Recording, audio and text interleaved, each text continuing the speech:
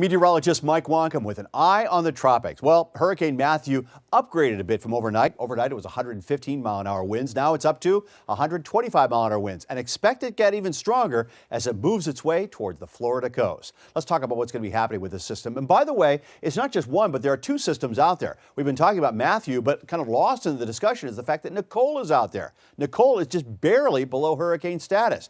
Maximum sustained winds right now at about 70 miles per hour. It is forecast to just kind of sit out here and spin. However, Matthew is headed towards the Florida coast. Now, this is about 500 miles across. You can see where the main core is, and that's really where the strongest winds are. About 45 miles out from the eye, where you're seeing those wind gusts of 74 and in some cases up to 100+ miles per hour. However, as you go out this way, about 170 miles, we're still seeing sustained winds of 39 to 73 miles an hour. That is already starting to affect southern Florida, and it will progressively get stronger as we head through the afternoon.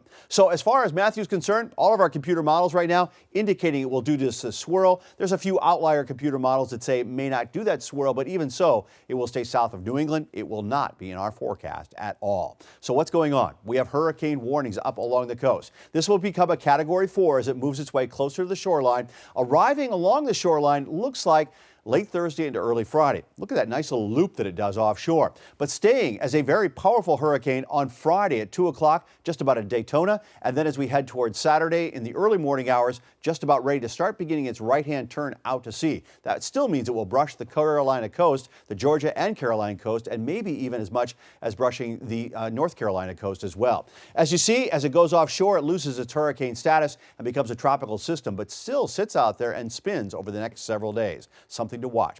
A lot of people have interest in Florida and you want to know what's going on. How much rain? Well, there's the eye as it works its way through. Notice these rainfalls.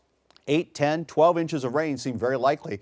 Again, the tracking of the storm, if it moves this way a little bit more, we could be increasing those rainfall totals. But a good foot of rain in a fairly short period of time seems very likely out of this system, and that will work its way all the way up along the coast. Unfortunately, we will get very little rain out of the whole system. As far as winds are concerned, you can see what happens. This is the way the winds look tonight at 8 o'clock, and then they get even stronger as we head through the overnight hours. Very strong winds. Depending on the track, this could mean even stronger winds if it tracks inland just a little bit and puts some destructive winds into those categories. And then again, it kind of loses some of its punch as it moves its way offshore. As far as tides are concerned, we still have a lot of issues all along the coast. We're going to be seeing some minor to some moderate flooding taking place. And again, with that storm surge, that bubble of water moving with this system, that is going to be a big concern. The only thing we may get out of it is that as Matthew spins down here, it will lift a lot of tropical moisture up in this direction. So this cold front may have an opportunity to tap into some of that moisture, and that would give us a little bit of rain. Certainly that would be beneficial. The winds and everything will be staying down to the south, but we could certainly use every drop of moisture that we get out of this. Of course, we're going to keep you posted on Matthew all the way through the weekend as that system continues to evolve, and we keep an eye on the tropics.